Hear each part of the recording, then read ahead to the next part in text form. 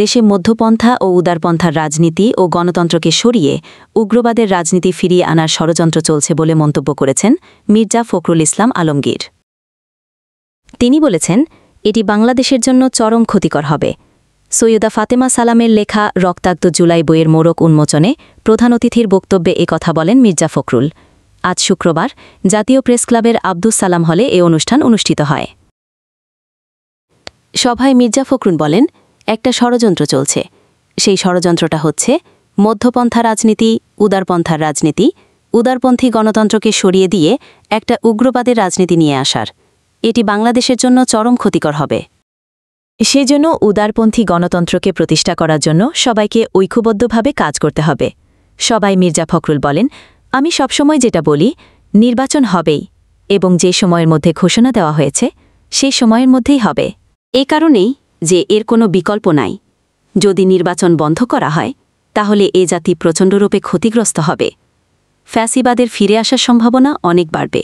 গতকাল নির্বাচন commission roadmap ঘোষণা করেছে উল্লেখ করে মির্জা ফখরুল ইসলাম আলমগীর বলেন, রাজনৈতিক দলগুলো, প্রতিষ্ঠান এবং সরকার সবাই মিলে যদি আমরা এটিকে সামনে এগিয়ে। তিনি আরও বলেন, মাঝে মাঝে হতাশ হই যখন দেখি কিছু দুর্বৃত্তের কারণে আমাদের এতদিনকার লড়াই, সংগ্রাম ও স্বপ্ন সেটা কেন জানি ম্লান হয়ে যাচ্ছে।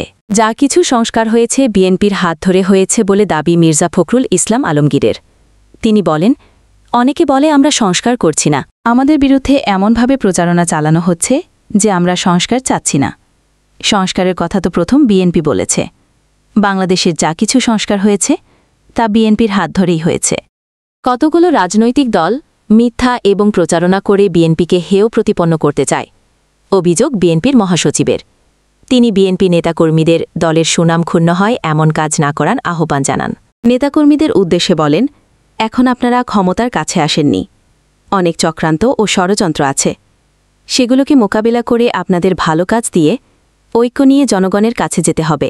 মির্জা ফখরুল ইসলাম বলেন, সত্য কথা, জুলাই আগস্টে ছাত্ররা বেরিয়ে এসেছিল, কিন্তু পরে সাধারণ মানুষ এতে যোগ দিয়েছেন বলে ফ্যাসিবাদ পালিয়ে যেতে বাধ্য হয়েছে।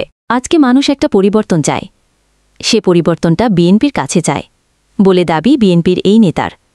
তিনি বলেন, বাংলাদেশের মানুষ বিএনপির ওপর তাকিয়ে আছে।